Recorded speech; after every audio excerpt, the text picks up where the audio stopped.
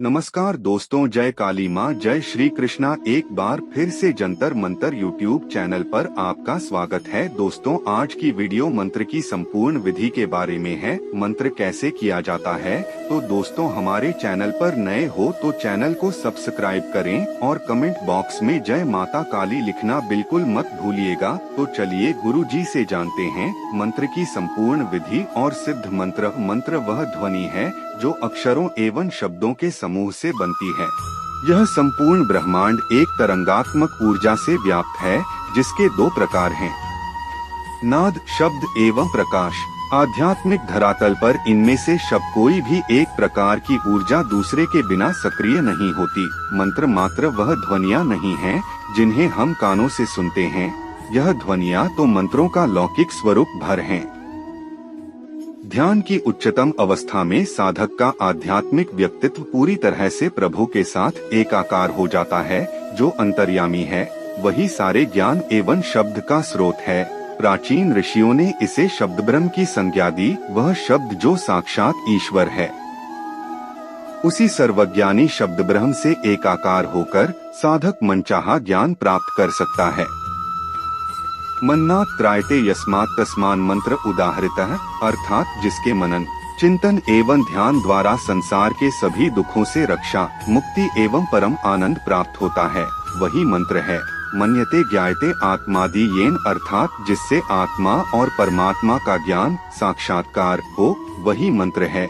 मन्यते विचार्यते आत्मादेशो येन, अर्थात जिसके द्वारा आत्मा के आदेश अंतरात्मा की आवाज पर विचार किया जाए, वही मंत्र है। मन्यते सत्क्रियन्ते परमपदे स्थिताः देवताः, अर्थात जिसके द्वारा परम पद में स्थित देवता का सत्कार, पूजन, हवन आदि किया जाए, भी मंत्र है। मन्नम विश्व विज्ञान त्राणन संसारबन धनात् यतः करोति संसिद्धो मंत्र इत्युच्यते ततः, अर्थात यह ज्योतिर्मय एवं सर्वव्यापक आत्म तत्व का मनन है और यह सिद्ध होने पर रोग, शोक, दुख, दैन्य, पाप, ताप एवं भय आदि से रक्षा करता है। इसलिए मंत्र कहलाता है मन्नात् तत्वरूपस्य देवस्यामित तेजसः त्रायते सर्वदुःखेभ्यस्तस्मान् मंत्र इति ऋतः, अर्थात जिससे दिव्य एवं तेजस्वी देवता के रूप का चिंतन और समस्त दुखों से रक्षा मिले, वही मंत्र है। मन्नात् त्रायते इति मंत्रः, अर्थात जिसके मनन चिंतन एवं ध्यान आदि से पूरी सुरक्षा एवं सुविधा मिले, वही मंत्र है। प्रयोग संवेतार्थ स्मारकाः मंत्राः, अर्थात अनुष्ठान और पुरस्चरण के पूजन, जप एवं हवन आदि में द्रव्य एवं देवता आदि के स्मारक और अर्थ के प्रकाशक मंत्र हैं। साधक साधन साध्य विवेक मंत्र है, अर्थात साधना में साधक, साधन एवं साध्य का विवेक ही मंत्र कहलाता है। सर्वे बीजात्मकाः वर्णाः मंत्राः ज्ञेया शिवात्मिकाः, अर्थात सभी बीजात्मक वर्ण मंत्र हैं और वे शिव का स्वरूप हैं। मंत्रो ही गुप्त विज्ञान, अर्थात मंत्र गुप्त विज्ञान है, उससे गूढ़ रहस्य प्राप्त किया जा सकता है। मंत्र की उत्पत्ति भय से या विश्वास से हुई है। आदि काल में मंत्र और धर्म में बड़ा संबंध था। प्रार्थना को एक प्रकार का मंत्र माना जाता था। मनुष्य का ऐसा विश्वास था कि प्रार्थना के उच्चारण से कार्य सिद्धि हो सकती है, इसलिए बहुत से लोग प्रार्थना को मंत्र समझते थे। जब मनुष्य पर कोई आकस्मिक विपत्ति आती थी तो वह समझता था कि इसका कारण कोई अदृश्य शक्ति है। वृक्ष का टूट पड़ना, मकान का गिर जाना, आकस्मिक रोग हो जाना और अन्य ऐसी घटनाओं का कारण कोई भूत या पिशाच माना जाता था और इसकी शांति के लिए मंत्र का प्रयोग किया जाता था। आकस्मिक संकट बार बार नहीं आते, इसलिए लोग समझते थे कि मंत्र सिद्ध हो गया। प्राचीन काल में वैद्य औषधि और मंत्र दोनों का साथ साथ प्रयोग करता था। औषधि को अभिमंत्रित किया जाता था और विश्वास था कि ऐसा करने से वह अधिक प्रभावोत्पादक हो जाती है। कुछ मंत्र प्रयोगकर्ता ओझा केवल मंत्र के द्वारा ही रोगों का उपचार करते थे। यह इनका व्यवसाय बन गया था। मंत्र का प्रयोग सारे संसार में किया जाता था और मूलतः इसकी क्रियाएं सर्वत्र एक जैसी ही थीं। विज्ञान युग के आरंभ से पहले विविध रोग विविध प्रकार के राक्षस या पिशाच माने जाते थे। अतः पिशाचों का शमन, निवारण और उच्चाटन किया जाता था। मंत्र में प्रधानता तो शब्दों की ही थी, परंतु शब्दों के साथ क्रियाएं भी लगी हुई थीं। मंत्रोच्चारण करते समय ओझा या वैद्य हाथ से, अंगुलियों से, नेत्र से और मुख से विधि क्रियाएं करता था। इन क्रियाओं में त्रिशूल, झाड़ू, कटार, वृक्ष विशेष की टहनियों और सूप तथा कलश आदि का भी प्रयोग किया जाता था। रोग की एक छोटी सी प्रतिमा बनाई जाती थी और उस पर प्रयोग होता था।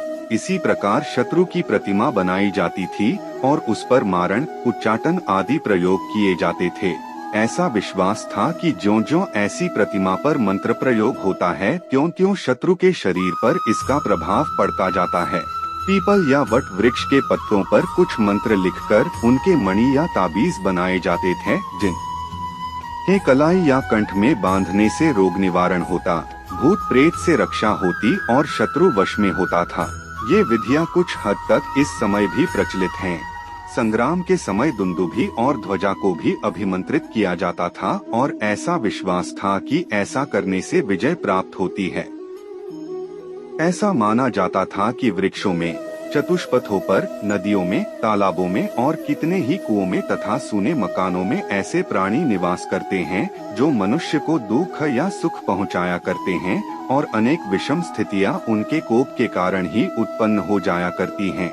इनका शमन करने के लिए विशेष प्रकार के मंत्रों और विविधि क्रियाओं का उपयोग किया जाता था और यह माना जाता था कि इससे संतुष्ट होकर ये प्राणी व्यक्ति विशेष को तंग नहीं करते। शाक्त देव और देवियां कई प्रकार की विपत्तियों के कारण समझे जाते थे। यह भी माना जाता था कि भूत, पिशाच और डाकिनी आदि का उच्चाटन शाक्त देवों के अनुग्रह से हो सकता है। इसलिए ऐसे देवों का मंत्रों के द्वारा आह्वान किया जाता था। इनकी बलि दी जाती थी और जागरण किए जाते थे। अपने शत्रु पर ओझा के द्वारा लोग मारण मंत्र का प्रयोग करवाया करते थे। इसमें मूठ नामक मंत्र का प्रचार कई सदियों तक रहा। इसकी विधि क्रियाएं थीं, लेकिन सबका उद्देश्य यह था कि शत्रु का प्राणांत हो। इसलिए मंत्र प्रयोग करने वाले ओझाओं से लोग बहुत भयभीत रहा करते थे और जहां परस्पर प्रबल विरोध हुआ, वहीं ऐसे लोगों की मांग हुआ करती थी। जब किसी व्यक्ति को कोई लंबा या अचानक रोग होता था तो संदेह हुआ करता था कि उस पर मंत्र का प्रयोग किया गया है। अतः उसके निवारण के लिए दूसरा पक्ष भी ओझा को बुलाता था और उससे शत्रु के विरुद्ध मारण या उच्चाटन करवाया करता था। इस प्रकार दोनों ओर से मंत्र युद्ध हुआ करता था। जब संयोगवश रोग की शांति या शत्रु की मृत्यु हो जाती थी तो समझा जाता था कि यह मंत्र प्रयोग का फल है और ज्यों-ज्यों इस प्रकार की सफलताओं की संख्या बढ़ती जाती थी, त्यों-त्यों ओझा के प्रति लोगों का विश्वास दृढ़ होता जाता था और मंत्र सिद्धि का महत्व बढ़ जाता था। जब असफलता होती थी तो लोग समझते थे कि मंत्र का प्रयोग भली भांति नहीं किया गया। ओझा लोग ऐसी क्रियाएं करते थे जिनसे प्रभावित होकर मनुष्य निश्चेष्ट हो जाता था। क्रियाओं को इस समय हिप्नोटिज्म कहा जाता है।